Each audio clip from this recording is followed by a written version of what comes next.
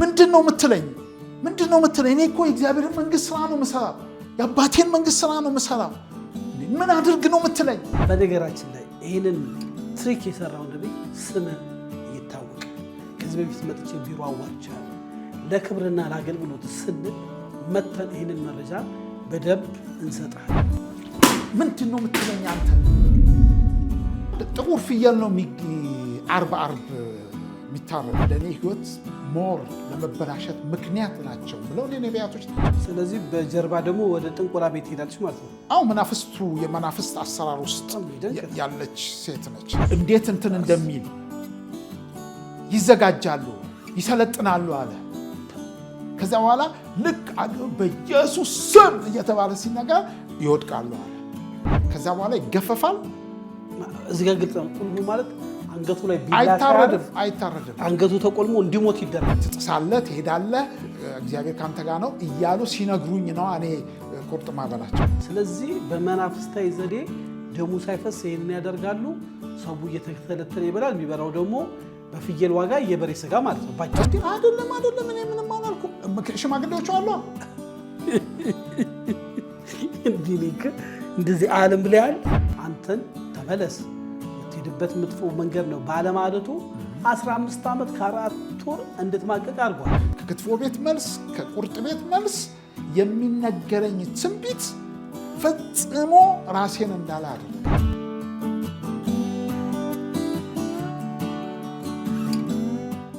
ሰላም ጤና ስጥልኝ ውድ የሀሌታ ሚዲያ አድማጮቻችን፣ በዓለም ዙሪያ ያላችሁ ሰላምና ፍቅርን ተመኘው ተሾመ ሽፈራው ነኝ። ሀሌታ ሚዲያ ለእናንተ ይጠቅማሉ የምንላችሁን ሀሳብ የምናደርስበት ሰዓት ነው። ይህም ፕሮግራም ሰብስክራይብ፣ ላይክ፣ ሼር፣ ኮመንት በማድረግ ከኛ ጋር ቀጥሉ እያልን ዛሬ ደግሞ እንግዲህ ከዚህ በፊት በጋብቻ በትዳር በኩል ለየት ያለ ሀሳብ ያቀረበልን አንድ እንግዳ አቅርበን ነበረ። ያ እንግዳ የህይወት ተሞክሮ ራሱ በጣም አስደናቂ ነው። ወደ 24 ዓመት በላይ በፍርድ ቤት ቅጣት ተጥሎበት 15 ዓመት ከ4 ወር በፍርድ ቤት ማቆ ብዙ መከራና ብዙ ድካም አይቶ ይሄ ደግሞ የመጣበት ከራሱ ስህተት መሆኑን አምኖ ለብዙዎች አስተማሪ በሆነ መልኩ በጋብቻ አዲስ ሀሳብ ይዞ የቀረበ ወንድማችን ነው። በዚህ በአገልግሎቱ በሚያገለግልበት በታሰረበት ሞት በህይወቱ የገጠማቸው በጣም የሚገርም የተለይ በወንጌላውያን ቤተክርስቲያን ውስጥ ነብይ ነን ብሎ ራሳቸውን የሾሙ ነቢያቶች የሚሰሩትን ትሪክ ዓለም አቀፍ የማተላያ ዘዴ ላይ በጣም ጥልቀት ባለው በመረጃ ያቀረበልን ሀሳብ ይዘን ቀርባለን። ወንድማችን ሀሌታ ስቱዲዮ ዛሬ ደግሞ ለየት ባለ መልኩ የተዛነፈው በወንጌላውያን ቤተክርስቲያን ውስጥ ያለ የነቢያት አገልግሎት ላይ ትኩረት አድርገን እንድንወያይ ሀሳብ ስናቀርብልህ በፍጹም ፈቃደኝነት ስለተገኘ እጅግ አድርጌ አመሰግናለሁ። እኔም እንግዳ አድርገህ ዳግም ስለጋበዝከኝ በጣም አድርጌ በአድማጮችህ በተከታዮችህ ስም አመሰግናለሁ። እግዚአብሔር ያክብርልን፣ እግዚአብሔር ይባርክ። እናመሰግናለን። እንግዲህ አንተ አሁን የምታቀርብልን እውነት ለበስ የሆነ ታሪክ ኃላፊነት ወስደ ይመለከተኛል፣ እኔንም የጉዳይ አንዱ ታሪክ ይሄ ነው፣ ሌላው ወገኖች እየተረፉበት ብለ ቆርጠ ስለመጣ እጅግ አድርገን እናመሰግናለን። በወንጌላውያን ቤተክርስቲያን ውስጥ ስለተዛነፈው የነቢያት አገልግሎት እውነተኛ ነቢያቶች አሉ። መጽሐፍ ቅዱስ እንደሚለው በእውነተኛ መንፈስ የሚሰሩ አሉ። ሌሎች ደግሞ በሐሰተኛ መንፈስ ከባዕድ አምልኮ ጋር ሆነው ግን መድረክ ይዘው ጉባኤ ዘርግተው የሚያገለግሉ አሉ እና በእነሱ ጉዳይ ላይ እስቲ እናውራ። እንደው እውነተኛ ነብይ ማን ነው፣ ውሸተኛ ነብይ ማን ነው ከሚለው እስቲ እንጀምር። መጽሐፍ ቅዱስ እይታዎች። አመሰግናለሁ። ትናንት ነቢያት ነበሩ፣ ዛሬ አሉ፣ ነገም ይኖራሉ። ይሄ የማይሻር ነገር ነው። ትናንት ነቢያቶች ነበሩ፣ ዛሬ አሉ፣ ነገም ይኖራሉ። ነቢይ የለም ብሎ ማሰብ ነው ትልቁ ስህተት። እንደ እግዚአብሔር ቃል የእግዚአብሔርም ቃል የሚለን የሚመክረን ትላንትም ሐሰተኛ ነቢያቶች ነበሩ፣ ዛሬም አሉ፣ ነገም ይኖራሉ። እውነተኛ ነቢያቶች ትላንት ነበሩ፣ ዛሬ አሉ፣ ነገም ይኖራሉ። ስለዚህ አክዓብ 400 ነቢያት ነበሩት። 400ም ነቢያት ምኖች ነበሩ? ውሸታሞች ነበሩ፣ ሐሰተኛ ነቢያቶች ነበሩ። ለምን? ለሚበሉት በቤተ መንግስት ውስጥ ነው የሚኖሩት። ለሚበሉት ለሚጠጡት፣ ለሆዳቸው ሲሉ ምን ያደርጉ ነበር? ትንቢትን ይናገሩ ነበር። እንዲህ አይነት ነቢያት ነበረ። ኤርሚያስን የመሰለ ደግሞ ታላቅ ነቢይ ነበረ፣ እውነተኛ ነቢይ። እነዚህ ነቢያቶች ነበሩ፣ አሉ፣ አሁንም ይኖራሉ። እውነተኞችም ነቢያቶች፣ ሐሰተኞች ነቢያቶች ቅድም እንዳልኩ አሉ፣ ይኖራሉ። ስለዚህ ይሄ እውነት ነው። ነቢይ የለም አለወር ደግሞ የነቢይ አገልግሎት አንቀበልም ስንል ነው ስህተት የሚሆነው እና ይሄንን በጥሩ ልምምድ ማየት የተሻለ ነው። ሐሰተኛ ነቢያቶችና እውነተኞች ነቢያቶችን ለማየት የተሻለው ነገር መጽሐፍ ቅዱስ ነው መመሪያችን፣ መጽሐፍ ቅዱስ ነው መመሪያችን ብዬ አምናለሁ። ምክንያቱም የነቢያትን ራስ የሆነው የነቢያት አገልግሎት መምጫው መንገድ መጽሐፍ ቅዱስ ስለሆነ እኔ በሕይወት የምጠነቀቀው ነገር ቢኖር በነቢያቶች በነቢይነትም ሰዎች ሲያገለግሉ መጠንቀቅ ያለባቸው ነገር ለሆዳቸው ሲሉ ለጥቅማቸው ሲሉ አገልግሎት ከጀመሩ እሱ ዋጋ ያስከፍላቸዋል። በእኔ ሕይወት ውስጥ ለእኔ ሕይወት ሞር ለመበላሸት ምክንያት ናቸው ምለው እኔ ነቢያቶች ናቸው። ምክንያቱም ለምሳሌ አብረውኝ የነበሩ ነቢያቶች ነበሩ። ኃጢአት ውስጥ ገብቼ በደል ውስጥ ገብቼ የሚነግሩኝ ትንቢት ስለሚበሉና ስለሚጠጡ፣ ባለፈው እንዳልኩ ከክትፎ ቤት መልስ ከቁርጥ ቤት መልስ የሚነገረኝ ትንቢት ፈጽሞ ራሴን እንዳለ አደረገኝ። ባለፈው ስታስጨውተን በጣም ደስ ያለኝ በድፍረት የወንብድና ህይወት ውስጥ ሆኜ ወንበዴ ሆኜ ወንብድናዬን ለመውጣት እኔ እየታገልኩ እነሱ ግን ግፋ በለው አይነት ትንቢት ያመጡልኛል። ያ ትንቢት አንዱ አካል ሆኖ አንተን ተመለስ የምትሄድበት መጥፎ መንገድ ነው ባለማለቱ 15 ዓመት ከ4 ወር እንድትማቀቅ አድርጓል አይደለ? እስቲ ትንሽ ስለሱ ንገረን። በጊዜው አንድ ሴት ያ በተዋን ተወራ ይቻለው ያለች እውነተኛዋንና የነሱን ለማሳያ መጽሐፍ ቅዱስ እንዳለው ነው። ይሄ ትልቅ ማሳያ ስለሆነ እስቲ ሁለቱን ታሪኮች ንገረን። ብዙ እንዳልኩት ብዙ ነቢያቶች አብሬ ከብዙ ነቢያቶች ጋር ቆይ ነበረ። እነዚህ ነቢያቶች አብረውኝ ነበሩ። የእግዚአብሔርን ቃል አብረን እንጸልይ ነበረ። እኔ መቼም በደል ሁል ጊዜ 1-2 እያለን ነው የምንሄደው። ወደ ጥፋት ስንሄድ 1-2 እያለን ነው የምንሄደው። የመጀመሪያው ጊዜ ተቆጥቶኝ ቢሆን እግዚአብሔር ሲናገረኝ ትክክለኛ ነቢይ ነግሮኝ ቢሆን መጀመሪያ ላይ ነበር የምስተካከለው፣ ወደ ሌላ ነገር ውስጥ ሳልገባ፣ በደል ውስጥ ሳልገባ። ስለዚህ ጥፋት የሆነው ያኛው ነው። በጣም ጥፋት የሆነው እነዚህ ነቢያቶች ናቸው፣ አብረውኝ የነበሩ ነቢያቶች። በጣም የሚገርማችሁ እንዳትሳሳቱ፣ በጌታ ፍቅር ይህንንም ፕሮግራም የምታዳምጡ ሰዎች ገንዘብ ስላላችሁ የሚመጡ ነቢያቶች ተጠንቀቁ። በቃ ገንዘብ ስላላችሁ፣ እኔ ገንዘቡ ቢጠፋ አጠገባችሁ አይደርሱም። እነዚህ ነቢያቶች አጠገባችሁ አይደርሱም። አንድ በጣም ዱባይ ውስጥ ጌታን የምታገለግል ከዚህ አገልጋዮች ሲሄዱ የምታሳርፍ እህት ስትነግረኝ እያለቀሰች ነው የነገረችኝ። እቺ እህት ምን አለችኝ? ነቢያቶች በሙሉ እሷ ቤት ነው የሚያርፉት የነበረ ብዙዎች ነቢያቶች፣ እና ባሏ የውጫዊ ዜጋ ነው። ጥሩ ህይወት የምትኖር ነች። ጥሩ ቤት ያላት ነች። ከዚያ ያች እዛ እንደዚህ ሲይዙኝ የነበሩ ሰዎች ሽቶና እንትን ልብስ ሙሉ ልብስ በየጊዜው በመጡ ቁጥር እንትን ይደረግላቸው የነበሩ ሰዎች ባሌ ሞተብኝ አለች። ባሌ ሲሞትብኝ የግድ ወደ ምን መምጣት ነበረብኝ? ወደዚህ ሀገር መምጣት ነበረብኝ አለች። ባሌ ሞቶ ችግር ውስጥ ገባዋለች። በዚህን ጊዜ አዲስ አበባ ላይ መጥቼ ያኔ እዛ ዱባይ ያለው ባለቤቴ ያለ እዚህ እኮ ከኤርፖርት ነው የሚቀበሉኝ እነዚህ ነቢያቶች። ከኤርፖርት ነው የሚቀበሉኝ። ትልልቅ ሆቴል ነው የምጋበዘው። ምበላው ምጠጣው ትልልቅ ሆቴል ነው አለች። ልክ ባሌ ሲሞት ከእጄ ላይ ነገሮች ሁሉ እያጣ ሲመጣና እኔም ኢትዮጵያ ስመጣ ብጠራቸው አይደለም ሄጄ እግራቸው ላይ ቢወድቅ ዞር ብለው አያዩኝም አለች። በፍጹም ብለውኝ ላጥ ብለው ነው የሚያልፉኝ አለች። ያኔ እኮ መሬት አይንካሽ የሚሉኝ ሰዎች ናቸው አለች። እና በህይወት ውስጥ የሚያጋጥሙን ነገሮች እኔም ይሄን ነው ያጋጠመኝ። ከዚህ የተለየ አይደለም ያጋጠመኝ። እኔ ጤናማ እንትን በነበረኝ ጊዜ እግዚአብሔርንም በማገለግልበት ጊዜ በጤናማነት ነው ሳገለግል የነበረው። ግን ከዚያ በኋላ ነገሮች እየተበላሹ ሲሄዱ አብረውኝ የነበሩ አብረውኝ ፋስት ሲገቡ የነበረው ባለፈው ስነግር የነበረው ለምሳሌ ያህል ወንጂ ነው የምንገባው። ብዙ ጊዜ ወንጂ ነው ሸዋ ነው የምንገባው እና እዛ ነው የምንጸልየው። ብዙ ጊዜ ዝግ ከዚህ በአዲስ አበባ ተሰባስበን እንሄድና ብዙዎቹ በእኔ መኪና ነው ይዣቸው የምሄደው። ሰፊ መኪኖችም ነበሩኝና ተያይዘን እንሄዳለን። እዛ 3 ቀን 4 ቀን 5 ቀን እንዘጋለን።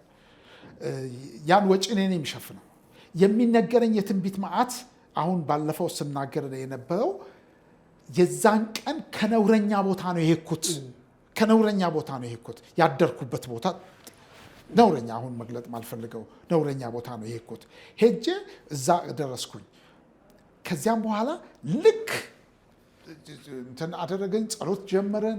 ጸሎት ከጀመረን በኋላ ትንቢቱ መምጣት ጀመረ። የሚመጣው ትንቢት የሚገርም ነው። በፍጹም እኔን አይገልጠኝም። በፍጹም እኔን አይገልጠኝም። ስለዚህ በዚህ አይነት በጣም 4 ቀን ሙሉ በ5ኛው ቀን ነው ጉዴ የወጣው። እኔ አይገልጠኝም ስትል ለአድማጮቻችን እንዲገባ በቃ አንተ ትልቅ በረከት ከፊት ይጠብቅሃል፣ መልካም ሰው ነህ፣ እግዚአብሔር እንደዚህ ያደርግልሃል ነው አይደለ? በአብዛኛው ትጥሳለህ ነው እንጂ ትጥሳለህ፣ ትሄዳለህ፣ እንደዚህ ተብሎ ተጽፏል እንጂ ተመለስ፣ ከድርጊት ተመለስ፣ ማን ነው የሚለኝ? ከክፋት ተመለስ ማን ነው የሚለኝ? ቢያውቁም አይሉ እንኳን በመንፈስ በአይንም ቢሉ አዩ። ምን አገባኝ ነው እሱ። አያገባቸውም እሱ። ምን አገባቸው ሲጀመር? ቁርጥና ምናቸው እነሱ ክትፎ ቤትና ቁርጥ ቤት ጥያቄያቸው እሱ ነው። ከሱ ውጭ እዛ ቤት የሚሄዱት ለእኔ ትልቅ ይሄንን ሲነግሩኝ ነዋ። ትጥሳለህ፣ ትሄዳለህ፣ እግዚአብሔር ካንተ ጋር ነው እያሉ ሲነግሩኝ ነዋ እኔ ቁርጥ ማበላቸው። ደስ ብሎ በቃ እግዚአብሔር አሜን እያልኩኝ። እኔ ግን እንደሱ አይነት ሰው አልነበርኩም። እንደው እንመለስ። እዛው ቤት ግን እያለ አንድ ደግሞ ስለ እውነተኛ ነቢይ ከዛ ሁሉ ነቢያት መሀል በአደገኛ ሁኔታ ውስጥ እንዳለ ትንቢት እየነገረችም አለች። ምን አለች? አስተማሪ እንዲሁም ብለ ይሄ ነው ማስተማር። ምንድነው እሷ እንደውም ጸሎት ውስጥም አልነበረ። ቤቷ ይሷ ነው። ቤቷ ይሷ ነው። ከባለቤቷ ጋር ነው አብረው ያሉት። ጌታን ያገለግላሉ። የሸዋ የሙሉ ወንጌል ሰብሳቢ ነበር የዛን ጊዜ እና ጥሩ ነገር ያላት በጌታ ነገር ጥሩ ነገር ያላት ነች እና እኛ በ5ኛው ቀን 4 ቀን ተጠቅመን በ5ኛው ቀን ጠዋት ልንወጣ ስንል ነው የጠራናቸውና ባርከናቸው እግዚአብሔር ጌታ ይባርካችሁ ልንላቸው። ከዚያ በኋላ ልክ እሷ ተንበርክካ እነሱ ሁለቱም ባልና ሚስቶች ተንበርክከው ተጸለየላቸው አሚን ብሎ ስንጨርስ እዛው በተንበረከከችበት ቦታ አሸናፊ በትኋን ተወሮ አያለው አለች። አሸናፊ በትኋን ተወሮ አያለው፣ ከፊትም ታላቅ አደጋ ይደርስበታል፣ ከፍተኛ ችግር ውስጥ ይገባል፣ ጨለማ ውስጥ ነው ማየው አለች። ጨለማ ነው አለች። ጨለማ ውስጥ ይሄ ትጥሳለህ፣ ትበረግዳለህ የተባልኩት በሙሉ የለም። በኋላ ላይ ደነገጡ እነሱ። መጨረሻ ላይ እና ተንበርከክና እንጸልይልህ አለች። እነሱ ተንበረከኩ፣ እኔ ተንበረከኩ። እጅ ጭና እሷና ባለቤቷ ጸለዩልኝ። እነዛም ብለው ደስ አላላቸውማ። ምክንያቱም 4 ቀን ያጠጡኝ የትንቢት መጠን ክላሽ ያደርጋል። አሁን ጨለማ ነዋ ከፊት ያለው። ትጥሳለህ ምናምን አይደለም ያኮ ትጥሳለህ ነው፣ ትሄዳለህ ነው፣ ትበለጽጋለህ ነው። እግዚአብሔር በረከቱን በቃ ፈሶልሃል ነው። ይሄው ማየው ነገር ይሄ ነው። በጣም ከፍ ብለህ በታላቅ እንትን ላይ ስትሄድ ያለው ነው የነበረው ትንቢት። ከዚያ በኋላ ግን እቺ እህት ያመጣችው ትንቢት ደግሞ ከዚያ የተለየ ነው። በኋላ ላይ እውነተኛ እሷ ነች። ኦልሞስት 2 ወር አልሞላውም ይሄ አደጋ ሲደርስብኝ። ይሄ አደጋ ስትል ለህዝቡ ግልጽ እንዲሆን በእስር 15 ዓመት ከ4 ወር አጠጣ መከራየ ያየው መከራ በባለፈው ስለገለጽ ነው። በጨለማ ቤት መታሰር፣ መደብደብ፣ የተለያየ ነገር ውስጥ እንግዲህ ባለፈው ስታወራ 4 ኮሌጆች የሚያህል መዘጋት፣ ትዳር መፈታት፣ ከሰው ተገሉ እነዚህ ትንቢት የጠየቁ ያወሩልህ አንድ ቀን በ15 ዓመት ምናምን ውስጥ መጥቶ ይጠይቀም ኦርገኝ እንትና አንድ ወንድሜን ምን አለኝ ከኔ ጋር የታሰረ ሰው አንድ ወንድሜን እንደሚያቀው ነገረኝና ወላጆችም ያሉት እሱ ቸርች ነው ተባለ። በጣም አብሬ ክሩሴዶች ያደረኩኝ ሰው ነኝ። አብሬ ብዙ ነገር ያደረኩ ሰው ነኝና ለእናቱ ነው ለአባትየው ነው ምን አልኩኝ አሸናፊ የሚባል ሰው ሰላም ብሎሃል እገሌ ማስታወሻ ራሱ የምንተዋወቅበትን ነገር ማስታወሻ ሰጥቼ እንዲ በሉና ነገሩት እንዲሁ ሰላም ለማለት ነው አልኩኝ። ከዚያ በኋላ ሄደው ነገሩት። አላቀውም እንደዚህ ነው እንዲህ ነው ብለው በደንብ አስረዳ ነው አሉ። በፍጹም አላቀውም ጠፍተበት አይደለም ስለማወቅ ስለማይፈልግ መልካም። ይህንን እንግዲህ የምናወራው መግቢያ እንዲሆን ብለን በህይወት በተለይ በነቢያት አገልግሎት ከአንድም 3ም ተጎድተሃል። አሁን ደግሞ በቅርቡ እንግዲህ ያን ሁሉ መከራ ተርፈ በትዳር ለመጣመር አስበ በትዳር ልትጣመራት ያሰብካትን ሴት ያው በፍቅር ግንኙነት በወዳጅነት እያያት እያለ እንዲሁ የነቢያት የወንብድና አካሄድ ህይወትን ሚዘረብል አድርጎታል እና እስቲ ትንሽ ስለሱ ብለን ወደ ሌሎቹም እንገባለን። ምንድነው ሁሉ ጊዜ አሁን እኔ ነቢያትን እንዴት እንደማየው ሰው አያውቅም። ምክንያቱም በዚህ ጸጋ ውስጥ ያለው ሰው ነኝ፣ አውቃለሁ። መንፈሳዊ ነገር በደንብ እንትን አድርጋለሁ ብዬ አምናለሁ። በእኔ እንትን ምንድነው የተገጠመኝ በስራ ውስጥ ስራ እየሰራን እዚህ ያለም ሆሳና ነው ስራ እየሰራው ያለ ከአንዲት እህት ጋር ተዋወቅን። በስራ ነው የተዋወቅነው። በስራ ተዋወቅን። በስራ እየሰራን አብረን እየሰራን እያለ ያ የእንትን ግንኙነታችን ወደ ፍቅር ግንኙነት መጣ። ወደ ፍቅር ግንኙነት ከመጣ በኋላ በደንብ ቤተሰብ ሆኜ ከዛ ቤተሰብ ጋር መቀራረብ ጀመርኩኝ። መቀራረብ ስጀምር እኔ ማያቸው ነገሮች ጥሩ አይደለም። ኦልሬዲ በመናፍስቱ ዓለም ውስጥ የሚደረገው ነገር ነው እዛ ቤት ውስጥ የሚደረገው። ልጅቷ እሷ ጴንጤ ናት፣ ጴንጤ ነች፣ ግን ቤተክርስቲያን ትሄዳለች። ምን ቤተክርስቲያን ብቻ አገልጋይ ቤት ውስጥ የነቢያት መዓት ነው የሚመጣው።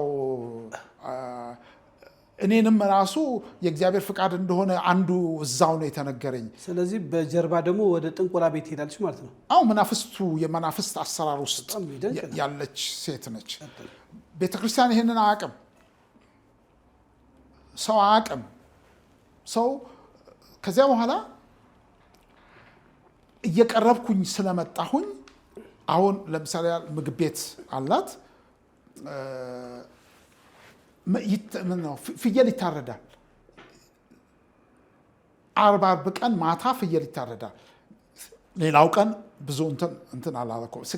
ስከታተለው አርብ ቀን ፍየሉ ሲታረድ እኔ ነኝ ማመጣው እየገዛው እንትን ማደርገው እኔ ነኝ እና አንድ ጥቁር ፍየል ነው አርብ የሚታረደው ለቅዳሜ ለገበያ ነው። አዎ ለገበያ የሚታረደው ያ ፍየል ተቆልምሞ ነው የሚጥሉት። አራጆቹ ሌላ ቦታ አይሄዱም። የዛም ልዩ ማንም ሰው መጥቶ ማረድ አይችልም። እኔ አንዳንድ ነገሮች ላይ ጥያቄ ስለነበረኝ ሌላ ሰው ለምንድን ነው ማርደው? እነሱ ይስሩ እዛ ሌላ ሰው ይረድ ብዬ የሚያርዱትንም ሰዎች አምጥቼ ነበረ። ከዛ በኋላ አይቻልም ተባልኩ። ምክንያቱም ማያቸው ነገሮች ጥሩ አይደሉም። እና ፍየሉ ተቆልምሞ ነው የሚጣለው። ከዛ በኋላ ይገፈፋል። እዚህ ጋር ግልጽ ነው። ቁልሙ ማለት አንገቱ ላይ ቢላ አይታረድም። አንገቱ ተቆልሞ እንዲሞት ይደረጋል። እንዲሞት ይቆልመም። ለምንድን ነው እንደዛ የሚደረገው? ያው አያርዱትም። መናፍስቱ ነው። መናፍስቱ የሚያዘው ነገር አለ ማለት ነው። ኦኬ ቀጥሉ። ለመናፍስቱም ነው እንትን የሚደረገው። ከዚያ በኋላ ይሄ ከተቆለመመ በኋላ ይሞታል። ከዛ በኋላ ይበለታል። ሌሊት ላይ ይሄ ይሰራና ከዛ ይሰቀላል። ይሄ ከተሰቀለ በኋላ ስጋ ማነው ከብት ይታረዳል። በዛው መጠን እዛው ግቢ ውስጥ ነው ይሄ ሁሉ የሚሰራው። መኖሪያ ግቢ ውስጥ ነው ይሄ የሚሰራው። ከብት ይታረድና የከብት ስጋው ከእንትኑ የፍየል ስጋው ለእንትን ይቀርባል፣ ለታይታ ይቀርባል። ሌላው የከብት ስጋ ታርዶ በሳህን እዛው ፍሪጅ አለ፣ እዛው እንትን ውስጥ ይገባና በሳህን ላይ ተደርጎ የፍየል ስጋ እንደዚህ ነው የሚሰቀለው። እንትኑ እንደዚህ አለ አይደለም፣ ጠረጴዛ እንትኑ መክተፊያው ነገር ከሱ ስር የከብት ስጋ ነው ያለው። ለምንድን ነው እንትን የሚደረገው? ይሄ መናፍስቱ የሚያዘው ነገር ነው። ሰው ይስባል ማለት ነው። ይጠራል በመናፍስቱ ዓለም ውስጥ እኮ አንዳንድ ፍየል ስጋ ለጤና ጥሩ ነው ለቦርጭ ተብዬ የፍየል ስጋ ድሮ ስትበላ ትመረምራለች ይባላል። ቅጠላ ቅጠልን ፍየል ስትበላ ግርን ይዛል ምናምን። አሁን ምንም እንኳን ሊይዘኝ ቀርቶ እየጨመርኩ የመጣሁት ያው በሬ እየበላው ይሆን እንዴ? እሱ ነው እኮ አሁን መቼም ሁሉም ሰው ይሄን አያደርግም። ሁሉም በቆይ እዚህ ጋር ውድ የሀሌታ ሚዲያ መስቶሎቻችን ፍየል ስጋ የምትወዱ በዓለም ዙሪያ ያላችሁ ምርጥ ፍየል ቤት ያላችሁ እናንተ ላይ አይመለከትም። ይሄ ጉዳይ አንድ በፍቅር የሚያውቃት ልጅ የምትሰራውን ትሪክ እንደሆነ ይታወቃል። እና ከዚያ በኋላ ምንድን ነው ይሄ እኔ በዚህ የተነሳ ጥሩ ነገር የለኝም። ከዛ በኋላ ማያቸው ነገሮች በመናፍስቱ ዓለም ላይ ያሉ አውቃቸዋለሁ። ብዙ ጓደኞች ነበሩኝና ብዙ ነጋዴዎች ነበሩና በመናፍስቱ ዓለም ምን እንደሚያደርጉም ሰማለሁ፣ አውቃለሁ። እኔ አልሄድም እንጂ ግን ይሄንን ካየው በኋላ እንትኑንም ስለማቀው በኋላ ላይ ምን አልኩኝ? አንድ ሁለት ጥፋት የሚጠፋው አንድ ክርስቲያኖች ናቸው እዛ አምነው የሚበሉት፣ የመንግስት ሰራተኞች ብዙ እንትኖች ናቸው የሚበሉት። ለምን ይሄ ነገር ይሆናል? አንድ ደም ሳይፈስ እግዚአብሔር ከኖህ ጋርም ኪዳን ሲገባ ከእስራኤልም ጋር ኪዳን ሲገባ በአዲስ ኪዳንም ኪዳን ሲገባ እና ሐዋርያው ጳውሎስ ሐዋርያ ሥራ ምዕራፍ 15 ላይ የገለጡት ነገር ከዝሙትና ታንቆ ከሞተ ስጋ ደሙ ሳይፈስ እንትን ካለ ስጋ ተጠንቀቁ ነው ያለው። ደም ሳይፈስ ስጋን ምን አናደርግም ማለት አንበላም ማለት ነው። ለምሳሌ በገጠሩ ኢትዮጵያ ውስጥ አንዳንድ ከብት ታሞ ሊሞት ሲል በጣም ብዙ ወጪ የወጣበት ከመሞቱ በፊት ምን ያደርጋሉ? ሮጠው ጆሮንም ቢሆን ይባረካል። አንገቱ ላይ እንኳን ባይደርሱ ደም እንዲፈስ ማለት ነው። ለምን? ህጉ ስለሚል ነው። ስለዚህ በመናፍስታዊ ዘዴ ደሙ ሳይፈስ ይሄንን ያደርጋሉ። ሰው እየተተለተለ ይበላል። የሚበላው ደግሞ በፍየል ዋጋ የበሬ ስጋ ማለት ነው። እሱ ብቻ አይደለም፣ ምን ያለበትን ስጋ ሊበላ ነው። ደም ያለበትን ለመናፍስቱ ዓለም በመናፍስቱ ዓለም የተደረገውን ነገር እነሱ በመናፍስቱ ዓለም ያደረገው ነገር ምንም ጤናማ የሆነ ሰው መጥቶ ያንን ምግብ ይበላል። ከዛ በኋላ ምን ሆነ? የኔ ጥርጣሬ ከፍ ስላለ ያቺ እህት አዲስ አበባ እንሂድ አለችኝ። እሺ አዲስ አበባ ይዛኝ መጣች። አዲስ አበባ ይዛን ከመጣች በኋላ ምን ተፈጠረ? ምንድን ነው ያለችኝ? አንድ አገልጋይ፣ ጥሩ አገልጋይ አለ፣ ነቢይ አለ፣ እሱ ጋር ሄደን እሱ ይጸልይልናል ወይ ደግሞ እሱ የእሷ ጓደኛ አለች፣ እሷ ጋር መጥቶ ይጸልይልናል ተባለ። እሺ አልኩኝ። መጣን። ነቢዩ መጣ። እዛ ቤት ገባን። ነቢዩ መጣ። ነቢዩ ጸለየ። ነቢዩ ሲጸልይ እግዚአብሔር ለአንተ ያዘጋጀች እሷ ነች አለ። ለመውሰድ እንዳትፈራ ብሎ ከማስጠንቀቂያ ጋር በጣም ገረመኝ። ምንም ማለት አልችልም። ያው ገንዘብ ተከፍሎት ነው የመጣው። ነብዩ በገንዘብ ነው የመጣው። ትልቅ እንትን ነው፣ ገንዘብ ተከፍሎት ነው የመጣው። ምን የታወቀ ነብይ ነው? አዎ የታወቀ ነብይ ነው። ስሙ መጥራት ይችላል። ብቻ ተከፍሎታል። አዎ ተከፍሎታል። እንዲህ በለው ተብሎ መናው። ቆይ ይሄ ግን እንደው በመጽሐፍ ቅዱሳዊ ብቻ ሳይሆን በህሊናስ እንደው ይሆናል? እንደው ፈጣሪ ሲወደዋል በእግዚአብሔር ስም እንዲህ አይነት ውንብድና እየተከፈለ እንደው ይሄ መቼም የኢትዮጵያ ሕግ ምን እንደሚለው ባላቅም በሕግም ከሄደ በእግዚአብሔር በፈጣሪ ስም ማጭበርበርስ ወንጀል አይደለ? ቀጥልልኝ። ተጋው ገንዘቡን እንደውም ስትከፍል እኔም በኔ ፊት ነው የከፈለችው ሳይሆን እስቲ ለትራንስፖርት ምናምን ብላ አውጥታ እስር ነው የታሸገ ገንዘብ ነው የሰጠችው። የታሸገ ገንዘብ እና ምንድነው ባጭሩ ትንቢት በገንዘብ እየተገዛ ነው እያልን። እሱም ብቻ ሳይሆን ወዳጆቼ፣ ይሄንን የምትሰሙ ወንድሞቼ እህቶቼ፣ ነቢያት በነቢያት ጋብቻ ይፈርሳል። ብዙ ጋብቻዎች ፈርሰዋል። ብዙ ጋብቻዎች ደግሞ እንትን አድርገዋል፣ ተጋብተዋል። ጤናማም ያልሆነ ጋብቻ ተፈጽሟል። የእግዚአብሔር ፍቃድ ያልሆነ ነው ተብሎ ብዙ ወንድሞቼ እህቶቼ ነቢያት መጥተው ተንብየዋል ተብለው ብዙ ያማከሩኝ እህቶች አሉኝ፣ ወንድሞች አሉኝ። ጌታ ተናግሯል ተብሎ ነው እንትኑ ጋብቻውን የጀመረው። ጉድ እንዲሰርቷት ሄደ ይላል። በኋላ ላይ እንደዚህ ሆነ ይላሉና እኔም የገጠመኝ ይሄ ነውና እኔ ደግሞ ለምጄዋለሁ። ምንም የነቢያት እንትን ብዙም በኋላ ምን ናቸው? ተለያየ። ከዚያ በኋላ እኔ እንደዚህ አይነት እንትን ውስጥ እንዲህ አይነት ህሊና የለኝም። ድንገት ግን እኔ ስም የማጥፋት እንዲሆን ስም ማጥፋት እንዲሆን ልጅቷን ስም ማጥፋት እንዲሆን እውነተኛ ታሪክ ነው። እውነተኛ ታሪክ ነው። እንደው አድማጭ ለምን እንደዚህ ብሎ አይጠይቁም? ድንገት ስላጣት ስም እንዲሆን ብዙም ሰው ያውቀዋል። ምንም አሁን የምንደብቀው ነገር እኮ አይደለም። ያንን ህብረታችንን፣ ግንኙነታችንን ብዙ ሰው ያውቀዋል። ግልጽ ነው ማለት ነው። ብዙ ሰው ያውቀዋል። ነገር ግን ሰው የኔ ምንድን ነው ሰው በማንኛውም በደል ውስጥ ቢሆን መንፈሳዊ የሆናችሁ ምን አድርጉ ተብሎ ተጽፏል? በቅንነት አቅኑ። እኔ እህቴ እንድትቀና ነው የምፈልገው። ከጌታ ጋር ያላትን ነገር እንድታሻሽል ነው የምፈልገው። አንድ ያልገባኝ ግን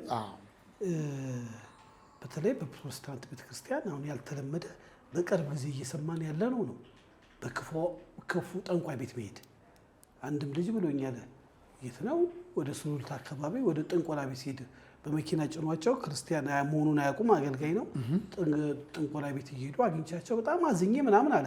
አልተለመደም። አሁን ደግሞ ቀለበት በማድረግ ቄስ ግርማ ብሏል። ባለፈው ትልቅ ቀለበት አድርገው አስጠንቁሎ ሱዳን ሀገር የሚያገለግሉ ነቢያቶችማ እንዴት ነው በጌታ ስም በእግዚአብሔር መድረክ ላይ የኢየሱስን ስም እየጠሩ ከጥንቆላ ጋር አብሮ የሚሄዱት? አብሮ እንዴት ሊሆን ይችላል? ሰው ምንድን ነው መሰለ፣ ሰዎች መጀመሪያ ነቢያቶችን መጠንቀቅ ያለብን ከስራችንም ያሉትን አገልጋዮችም ነው መጠንቀቅ ያለብን። ነቢያቶችን ብቻ አይደለም፣ አብረውን የሚያገለግሉትን ሰዎች ጭምር ነው መጠንቀቅ ያለብን። አንድ ታሪክ ልንገርህ። አንድ አባት የመጋቢ አባት ናቸው። መጋቢ ናቸው አባቱ። ማነው? ልጃቸው መጋቢ ነው። መጋቢ ነው ልጃቸው እና የኔ በጣም ወዳጅ ናቸው። አሁን ሞተዋል። አሁን በቅርብ ጊዜ ነው የሞቱት። ሆሳና ነው እንትናቸውና እሱ ውጭ ሀገር ነው የሚያገለግለው። ከዚያ ልጄ ከአንድ ሰው ጋር ተጋጭቷልና ሽምግልና አብረን እንሄዳለን ጠብቀኝ ያሉኝ። እዚህ እሳቸው ከሆሳና ተነስተው ሊመጡ እኔን የት ጠብቀኝ? አዲስ አበባ ጠብቀኝ እዛው እና እንገናኝና እባክህ ሽምግልና እንሄዳለን አንድ ቦታ። ልጄ ከአንድ ሰው ጋር በአንድ ጉዳይ ላይ ተጋጭቷል አሉ። ከዚያ እሺ አልኳቸውና ከዚያ በኋላ መጡ። እሳቸው ሆሳና መጡ። ማንዱ ከሆሳና አዲስ አበባ መጡ። ከዚያ በኋላ ተገናኝተን ምንድን ነው ስል አይ ከነቢይ ገሌ ጋር ልጄ ተጋጭቷል።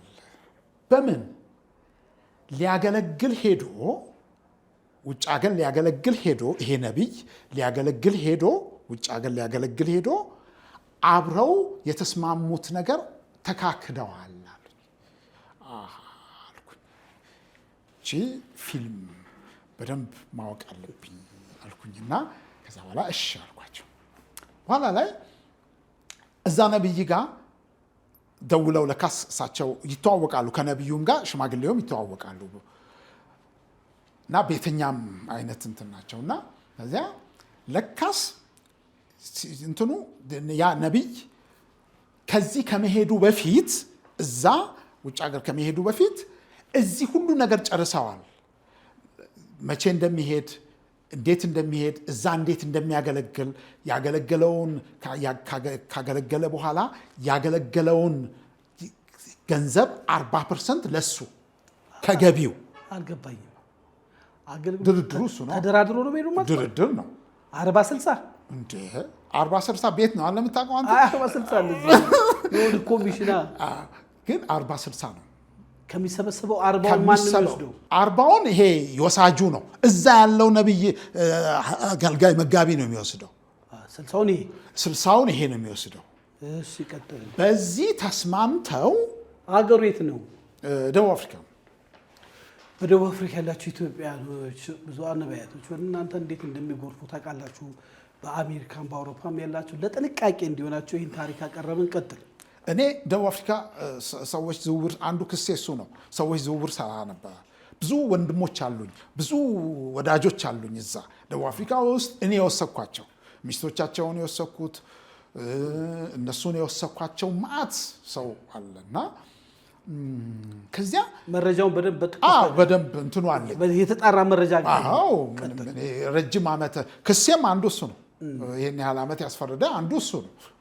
ክሴ የሰዎች ዝውውር ነው ክሴ። በኋላ ላይ እደውልም ስለነበረ ከልጆች ጋር የምንደዋወል ስለነበረ እዛ ካሉ ሰዎች ጋር ልጆች ጋር የምንደዋወል ስለነበረ በኋላ ላይ ሄደን እዚህ ነብይ ጋር ልክ ስንደርስ ልወጣ ነው አለ። ከሽማግሌው ጋር ነው የምንሄደው። ከዛ ከመጋቢው አባት ጋር ነው የምንሄደው። ከሆሳና ድረስ የመጡት ነብዩን ለማየት ለመገናኘት ልጃቸው ጋር የነበረውን ጸብ በሽምግልና ሊፈቱ ነው። ልክ እናንተ ስትደርሱ ደግሞ ነብዩ ልወጣ ነው አለ። ቀጥሯቸው እኮ ቀጥሯቸው እንትን ካለ በኋላ ሶሪ ጋሼ አባባ እኔ አሁን ልወጣ ነው አለ።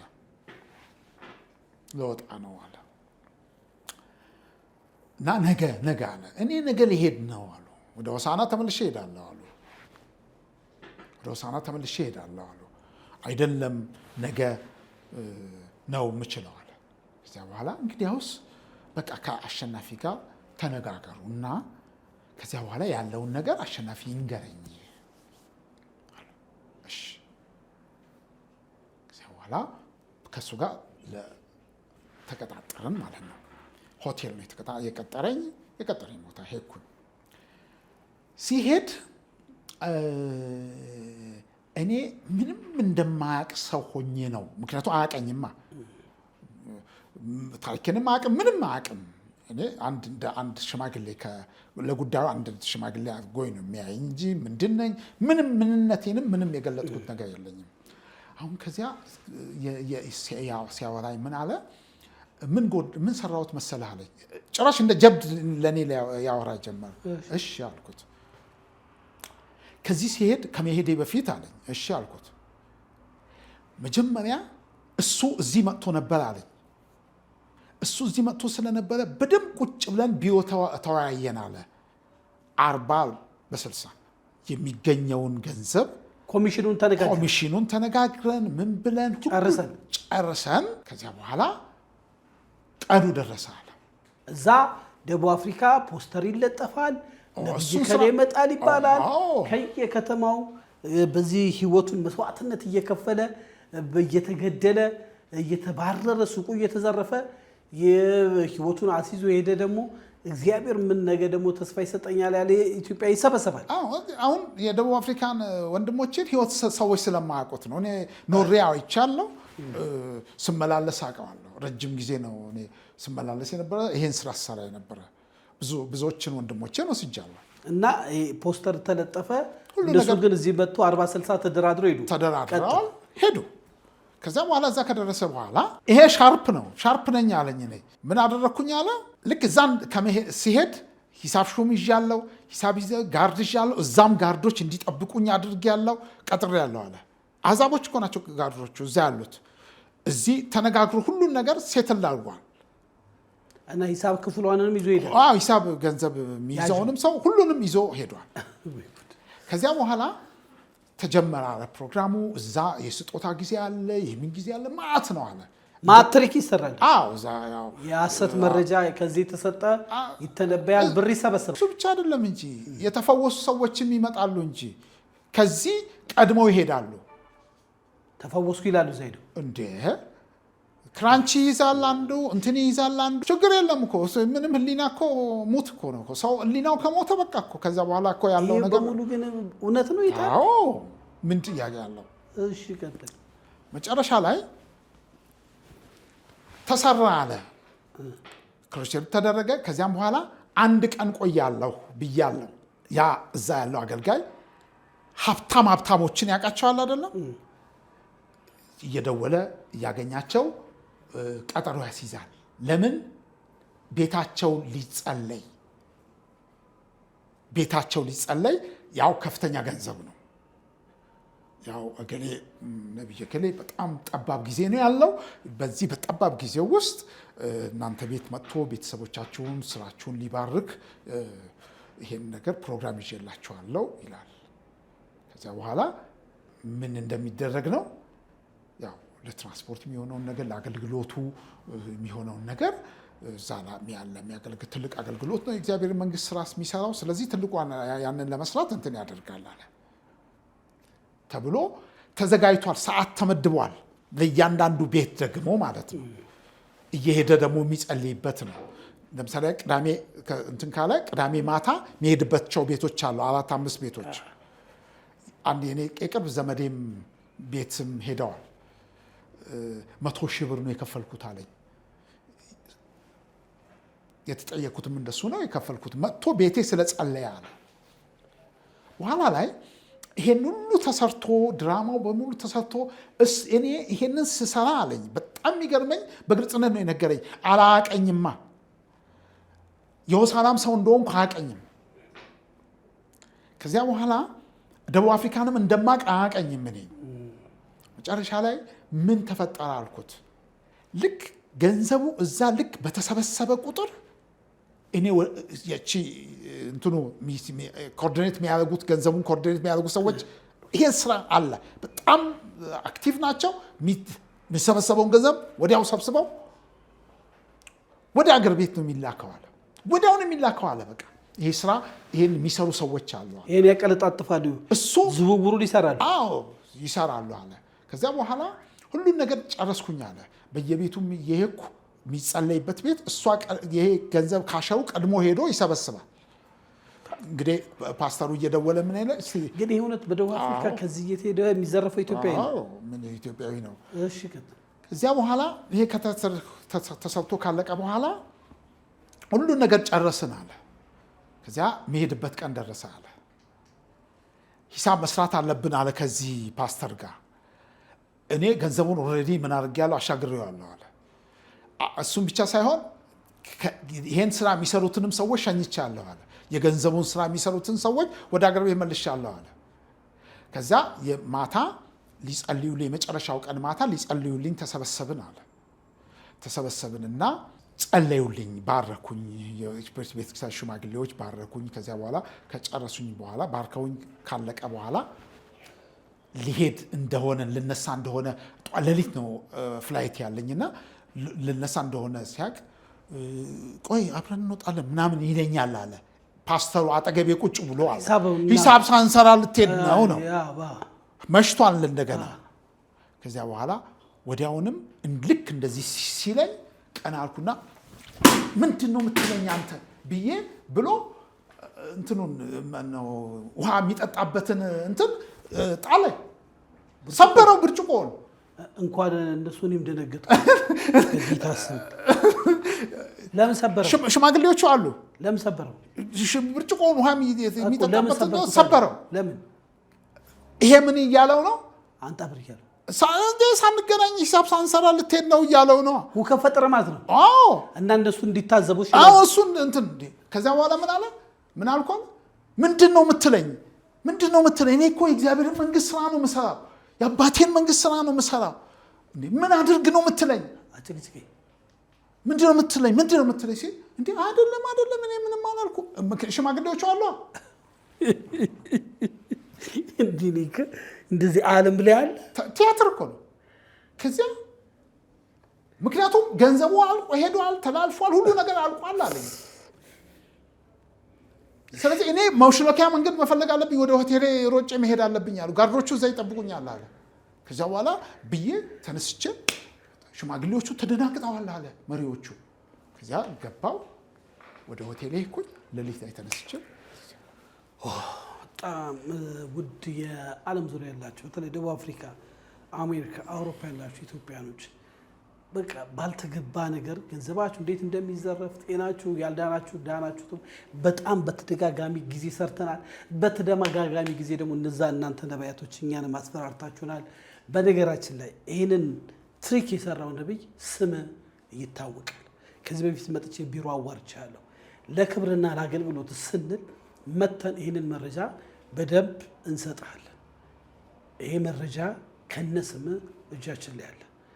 ግን የአገሪቱ ሕግ ብዙ ነገር በማድረግ አውዱን ብቻ አውርተናል እና ይህንን መረጃ ውሸት ነው ወይ እውነት ነው ካላልከን ስምህን ደግሞ ገልጸን እናወጣዋለን። ቀጠል ወደሚቀጥለው ሀሳብ ከዛ ይሄ ነገር ገንዘቡ ሲበላ ይሄ ደግሞ ለአባቱ ነግሮ እንዲሸመገልና ድርሻ እንዲሰጠኝ ነው የመጣው እና ታዲያ እንዴት ነው ሽምግልናችን ስለው እኔ ስራ ሰርቼበታለሁ፣ ሽምግልና የሚባል ነገር የለም። አሁን ዝም ብለህ እንደው ግን አውዱ በአንድ ትሪክ ወይ በአንድ ትሪፕ እንደው ምን ያህል የኢትዮጵያ ብር ይዞ ይመጣሉ? ከውጭ ቀሪ ከ10 ሚሊዮን ብር በላይ ነው ይዞ ይመጣው ከውጭ ቀሪ። አዎ በአንድ ትሪፕ። አዎ ራሱ ነው የነገረኝ። ከ10 ሚሊዮን ብር በላይ ይዤ መጥቻለሁ ብሎኝ ሳያጎለጉል ምን አገባው? ለምንድን ነው እርሻ ጋር የሚሄደው? እዚህ ይሄ እርሻ አይደለም። አሁን ይህን የምትሰሙ በወንጌላውያን ቤተክርስቲያን ውስጥ ያላችሁ የጌታን ስም አጠረሻችሁ ቤተክርስቲያንን እኛ አንለም። ውሸተኛና ሌባ ነቢይ ይጋለጣል። ከአገልግሎት እውነት የሚያገለግሉ እግዚአብሔር መንግስት የሚያገለግሉ አሉ። እነሱን ደግሞ እናበረታታለን። ሐሰትን ወይ ውሸትን ግለጡት ይላል መጽሐፍ ቅዱስ። ወደሚቀጥለው ፕሮግራም እንግዲህ አንተ ከገጠመ ነገር ደግሞ አንዱ በተለይ ይሄም ትልቅ ነቢይ ነው። ስሙን መጥራት ማንፈልገው ያውቀዋል። አውዱንም ይሄን የሚሰሙት ያውቃሉ።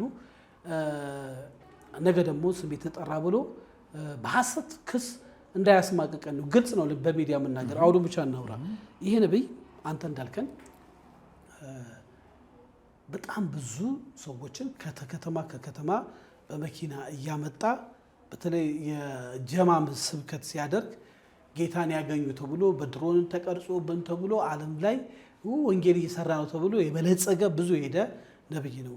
ይሄንን ትሪክ የሚሰራው የሚያስተባብረው ሰው የነገረ ሚስጥር ነው። ተከሶ አንተ ማረሚያ ቤት እያለ ለምን ተከሶና ታስሮ እንደመጣ ይሄን እውነት ነግሯልና እጥር ምጥና አድርገን ሰዓት ስለሚገድበን እችን እውነት ብለን ይሄን እውነት ቀስ እያልን ገልጸዋለን።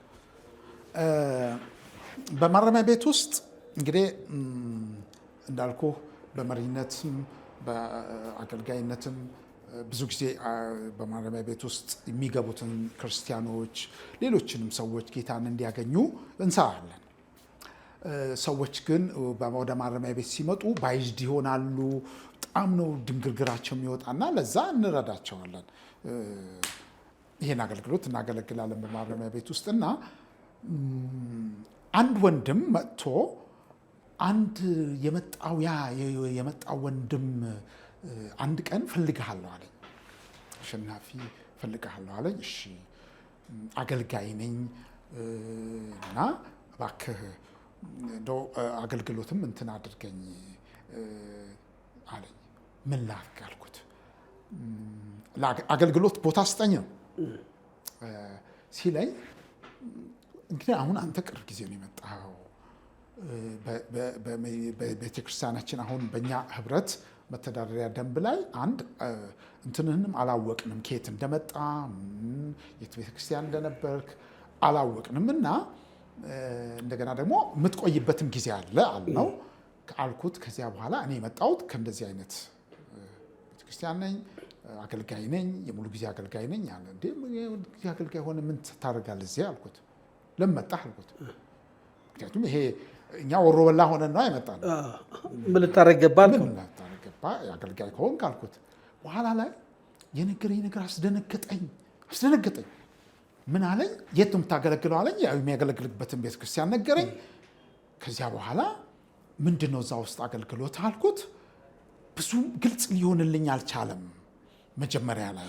ከዚያ በኋላ አንዳንድ ነገር ሸፋፍኖ ነገረኝ። እነዚህ ክሩሴዶች ይዘጋጃሉ። የክሩሴዶች ላይ የሚዘጋጁትን እንትን የነፍሳትን እንትን እኔ ነኝ ሪፖርት ማድረገው፣ እኔ ነኝ ይሄ የነፍሳትን ጉዳይ ምሰራው እኔ ነኝ አለ። ኦኬ እሺ አልኩት። ከአንድ ነብይ ጋር ነው የሚሰራው፣ በነብዩ ቤተክርስቲያን ውስጥ ነው የሚያገለግለውና በኋላ ላይ ይህን ሰው እንትን ስላለኝ እንነጋገራለን ብዬ በስንተኛው ቀን እንደሆነ ቅዳሜና እሑድ ጥየቃ ጊዜ የቤተ ክርስቲያኑ ሰዎች መጡ። ያሳሰሩት ማለት ነው። ያሳሰሩት ሰዎች መጡ። ለምንድን ነው የታሰረው? ለምንድን ነው የታሰረው?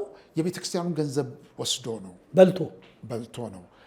እንዴት ነው የኔ ጥያቄ? ምንድን ነው እሱ ፋይናንስ አይደለም ምን አይደለም፣ የሙሉ ጊዜ አገልጋይ ነው። እነሱ ሳንተ ጋር ምን ሊያደርግ ነው? በኋላ ላይ ምንድን ነው እነሱ የመጡት እንትን አሸማግለን ነው። ገንዘብ ፈርዶበት ገብቷል። ምንድን ነው የሚሸመግል?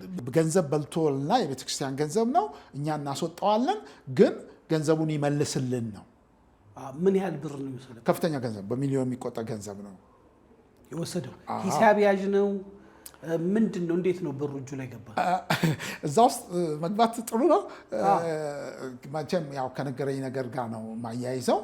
እሱ ምንድን ነው ያለኝ፣ ክሩሴዶች ይዘጋጃል አለኝ። በኋላ ላይ መጥቼ እሱንም አናገርኩት። እንዴት ይሄ ገንዘብ ይሄን የሚያክል ገንዘብ እጅ ላይ እንዴት ገባ ነው? ክሩሴዶች ይዘጋጃል አለኝ። እሺ አልኩት። ለምሳሌ ያህል አለኝ እና ሻሸመኔ ክሩሴድ ቢዘጋጅ አለኝ። እሺ አልኩት። ከዚያ ከኛ አገር አለኝ አገር ውስጥ ይጥራል ነው ምሳሌ እንዲገባው ብዬ ነው። ይገባዋል። ያው ይሄ ነብይ ሄደ ስለምናናገረው አገሯን ብቻ ከየት አገር ግዴ አገሯን የሲምቦል ሀገር ሲያም ሪያሊቲ የሆነው ሀገር ነው። እሺ ከዚያ በኋላ ከዛ አገር ሰዎች የቤተክርስቲያን ምእመኑ ዘማሪያን አሉ አለኝ። ብዙ እንትኖች የውስጥ አገልጋዮች አሉ፣ ገጠር ውስጥ ያሉ አሉ። እነሱን ስራዬ ምንድነው መሰብሰብ ነው አለኝ። ስልጠና ሰጣለሁ አለ። የምንድነው ስልጠና የምሰጠው ስለው እዛው አካባቢ ላይ ስልጠና የምሰጠው ክሩሴዱ የሚካሄድበት ቦታ ላይ በመኪና 3-4 ቅጥቅጥ ኤፍኤስአር ነው የምከራየው አለ። እነሱን ይዤ ነው የሚሄደው አለ። ወዴት? ክሩሴዱ ወደሚዘጋጅበት ቦታ። በደንብ ጥንቃቄ፣ አድማጮችን በጥንቃቄ እንዲሰሙ ይፈልጋለሁ። እነዛ ሰዎች የአገልጋይ ስራው ምንድን ነው? ከስሩ የሚያገለግሉ ሌሎች አገልጋዮች አሉ። አገልግሎቱ ምንድን ነው? ሰዎች የቤተክርስቲያን መዘምራን፣ የተለያዩ አገልግሎት ውስጥ ያሉ ሰዎች በቃ እንደዚህ የሚዋቃቸውንም ይዞ ነው የሚሄደው። ትልቅ አባቶችንም ስራ ከሌላቸው አባቶችም ይሄዳሉ። አበል ይከፈላቸዋል። የት ነው የሚሄዱ? ክሩሴዱ ለምሳሌ ሻሸመኔ ቢሆን ሻሸመኔ ቀድሞ ድንኳን ይደኮናል። እነሱ የሚያርፉበት ቦታ ምግብ ይዘጋጃል። ሁሉ ነገር ይዘጋጃል። ከኤርፖርት በቤት ክላክስ ባባጃጁ ሙሉ እየተመታ እየተነፋ እንደ አንድ ትልቅ ባለስልጣን ይገባል። የታወቀ ነው። ይሄ ድራማ ነው። በራሳቸው ቪዲዮ ስለሚለቁ ከዚያ እነዚህ ሰዎች በዚህ ቢያቆሙ ጥሩ ነው። ማቀባበል ቢያቆሙ ጥሩ ነው። ይቀበላሉ እነዚህ ሰዎች። ከዚያም በኋላ በጣም ልቤ የተሰበረው ነገር ምን እንደሆነ ታውቃለህ? ይሰበክና ጌታን የምትቀበሉ ይባላል አለ። እነዚህ ሰዎች በሙሉ ወደ መድረኩ ይሄዳሉ አለ። ሰልጥነዋል። ጌታን ተቀበልን ብለው ከዚህ በፊት ግን ያው በጌታን የሚሉ አገልጋዮች ናቸው። ግማሹ ዘማሪ ነው፣ ግማሹ እንትን ነው። ለዚህ ስራ አበል ተከፍሎት የመጣ ነው። በቃ እነዚህ አበል የሚከፈላቸው ጌታን የምትቀበሉት ይባላል። ኑ አሁን ጌታ በፉጨት የሚጠራው ምናምን በቃ ነፍሳት ይባላል። ከዚያ በኋላ ኑ ሲባል ብለው እነዛ 4 መኪና 5 መኪና እንትን ያሉት ወዴት ይመጣሉ? ወደ መድረኩ ይመጣሉ። የሚገርምህ በጣም የገረመኝ ጌታን የምትቀበሉት ተብሎ ሲኬድ እነዛ ሁሉ ጌታን የሚቀበሉ ናቸው ወይ ነው? አይደሉም። በዚህ ቲያትር ነው የሚመጡት። ከሌላ ቦታ ተጭነው መጥተው ጌታን የምትቀበሉ እውነት እንደ አንድ አማኝ ወይንም እንደ አንድ ኢየሱስን እንደሚወድ ሰው ልብ በቃ እንደዚህ እንደ ድራማ በወረቀት ተረቆ ነው ማለት ነው እንደዚህ የሚሰራ።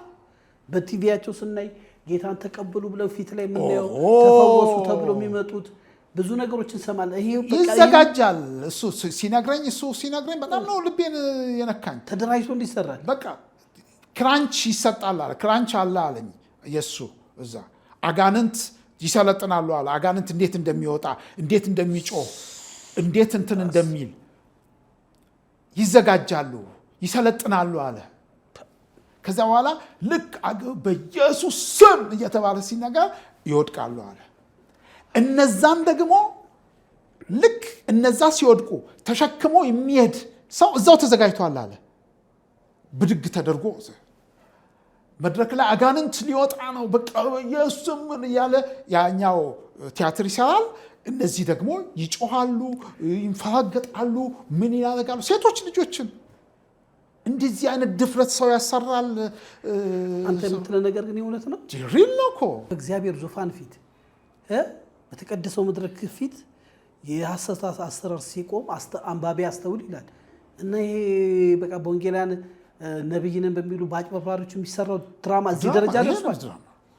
ድራማው እሱ ነው። ቲያትር ነው የሚሰሩት እና እውነት ነው። አዎ። እና ልጅ ይሄንን ፋሲሊቴት የሚያደርግ ነው ማለት ነው። እሱ ስራው ይሄ ነው። ወንዶ የት ነው የሚያሳርፋቸው? እነዚህን ሁሉስ ድንኳን አለ ድንኳን ይደኮናል አለ። ድንኳን ይደኮናል። በጣም ብተው ይሻላል። አንዳንድ ነገሮችን መተው ይሻላል። አንዳንድ ንግግር የሚከብድ ነገር ስለሆነ እና በጣም ይገርመኛል። እዚህ ጋር እንዲላቁ በእውነት ከአቅሜ በላይ ነው። በተለይ በወንጌላውያን ቤተክርስቲያን ውስጥ በተለይ ትልልቅ አባቶች የሃይማኖት ሰዎች ነን የምትሉ በትልልቅ ስልጣን ላይ ያላችሁ ወንጌል የምትሰብኩ ትውልዱ እንደዚህ የሆነ የጠፋውን እንፈልጋለን ከሚለው እንደዚህ ደግሞ ያለውን መቼ ነው በደንብ እስከ ደም መፋሰስ ተጋብጦ ህዝብ ትውልድ ማዳን አለባችሁና በእርግጥ ይሄንን ታሪክ እንግዲህ በማስረጃ ስም እንደብቀው ደግሞ አገልግሎቴ እንዲሆነ በጣም በብዙ ነገር ውስጥ ያለፉ ሰዎች ስለሆኑ ለራሳችን በማሰብ ነው እና እስቲ እንደው ደቂቃ ይፈጅናልና አብዛኛው ይሄ ትሪክ መቆም አለበት የሚል አቋም አለ። ወደ አደባባይ የሚያወጣ ይሄ እኔም የገጠመኝ ነገር አለ። ያ ወንድም ለምንድን ነው ይሄን የምታደርጉት ብዬዋለሁ። ያ ወንድም ይሄን ለምንድን ነው የምታደርጉት ብዬ ስነግረው ስጠይቀው ሌሎቹን ለማበረታታት ነው አለኝ። ማለት ሌላዎቹ ጌታን ለመቀበል እንዳይፈሩ። ለምን ይፈራ? ጌታ የጠራውን ማን ያስቆመዋል? ሌላዎቹ በፉጨት የሚጠራ አምላክ እያለ እነሱ ሆይ ሆይ ተብሎ ሌሎቹ ለማደፋፈር ብዙ ሰዎችን እየፈሩ ቁጭ ስለሚሉ እኛ ስንሄድ ጌታን ልንቀበል ነው ብለን ስንሄድ ሌሎቹም ይከተሉናል እና ምን ይጠቀማል? እንደዚህ እግዚአብሔራዊ ማዳናቀቱ በሱ ማባበል ሰው ሊመጣ ማለት ነው። እኔ በጣም የሚገርምህ አንድ ከማረሚያ ቤት ከወጣሁ በኋላ ይሄ ውስጤ በጣም እንትን ብሎ ስለነበረ በጣም አዝኜም ስለነበረ እንደዚህ አይነት እንትኖች ይሄ ወንድም ቸርች ሄጄ ኦልሬዲ የመጀመሪያው መስመር ላይ ነው አካባቢ ነው የተቀመጥኩት። ምክንያቱም ይሄን እንትን ማየት አለብኝ ብዬ ይሄ በእግዚአብሔር ፊት ነው የምነግረው፣ ድፍረት አይደለም። በኋላ ላይ እሱ እያገለገለ ቅለት ነው ማየው። አሁን ለምሳሌ ያህል አሁን ባለፈው ቃለ ሕይወት ቤተክርስቲያን ያገደችው በቃለ ሕይወት ቤተክርስቲያን ውስጥ እንዳያገለግል የተባለ ወንድሜ አሁን ለምሳሌ እዩ ጩፋ አለ የሚመልሰው መልስ አይተሃል መቼም። እኔ ወንድሜን በጣም ነው ማዝነው። ስለዚህ ወንድሜ እጸልይለታለሁ። ነቢይ ነበር ወይ ብትለኝ አዎ ነበረ ነው የምልህ። አሁን ነው ወይ ብትለኝ አይደለም ነው የምልህ። ምክንያቱም ይሄን ሰው በዚህ ሰው ውስጥ አልፎ እግዚአብሔር የተጠቀመባቸውን ሰዎች አይቻለሁ። አሁን ግን ያለ መብሰል የተነሳ የሚሰራቸው ነገሮች እኔ ልጄ የምገልጠው ነገር እውነት እሱን ይገልጥ እንደሆነ አላውቅም። ወደዋለሁ፣ አከብረዋለሁ፣ ጸልይለታለሁ ደግሞ እግዚአብሔር ፊት ነው። ግን ጡጦ የሚጠባ ልጅ አድርጌ ነው የማየው። ይቅርታ እንደው ይሄ ድፍረት እንዳይሆንብኝ። ጡጦ የሚጠባ ልጅ ንግግሩ ጡጦ የሚጠባ ልጅ ንግግር ነው።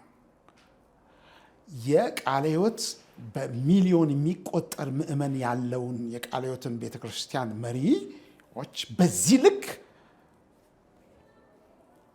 ከተናገረ አንድ ሰው ለእኔ እሱ ነቢይ ነው ብዬ ልቀበለው አልችልም። ድፍረት ነው። የሚሰራቸው ነገሮች፣ አንዳንድ የሚመልሳቸው መልሶች ለአብያተ ክርስቲያናት አሁን ባለፈው ካውንስሉ ያገደው ጊዜ የሚመልሳቸው ነገሮች፣ የሚናገራቸው ነገሮች ለእኔ ነውር ነው። ጡጦ የያዘ ልጅ፣ ጡጦውን ያልጣለ ልጅ ነው ብዬ አምናለሁ። በሰዓትም ይገድበናል። በእርግጥ ያንተን ነፃ ሀሳብ በዚህ መልክ አቀረብን።